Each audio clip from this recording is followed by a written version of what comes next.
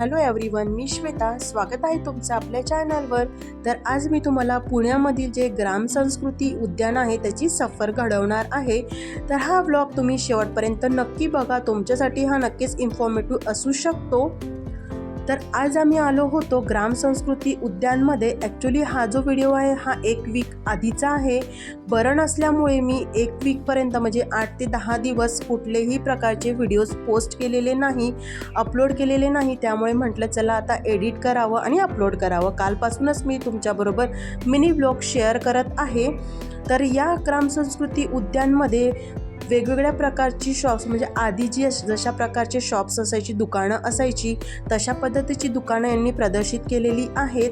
आणि इथे जे आहे हा पाटीलचा वाडा जसं गावामध्ये असायची, त्यांच्याकडे गाईचा गोठा कशा पद्धतीचा असायचा किंवा मग इथे घरं कशी असायची, बाजार कसा भरायचा, दसरा कसा असायचा, कुस्ती वगैरे म्हणजे जे आधीच्या संस्कृतीमध्ये असायचे, आधी जे खेडेगावामध्ये असायचं तशाच पद्धतीने इथे यांनी सगळं असं प्रदर्शित केलेलं आहे. अगदी पंचायत कशी भरायची वगैरे सगळं त्यासोबतच इथे त्यांनी ॲनिमल्ससुद्धा ठेवलेले आहे. तुम्ही बघू शकता अशा पद्धतीचे.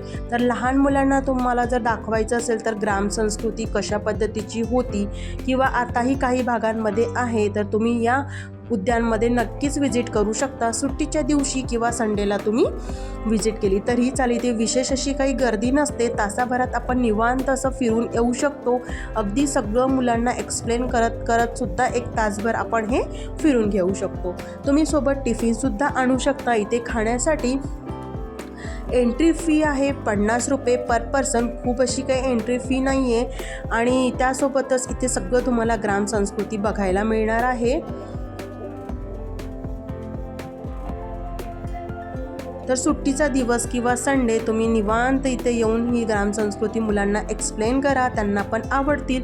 फक्त एवढंच आहे की ते लहान मुलांना खेळण्यासाठी स्लाईड्स वगैरे असं काहीही नाही आहे, त्याच्यामुळे ती थोडं बोर होणार आहे. म्हणून म्हटलं तासाभरापेक्षा तुम्ही इथे जास्ती नाही फिरू शकत.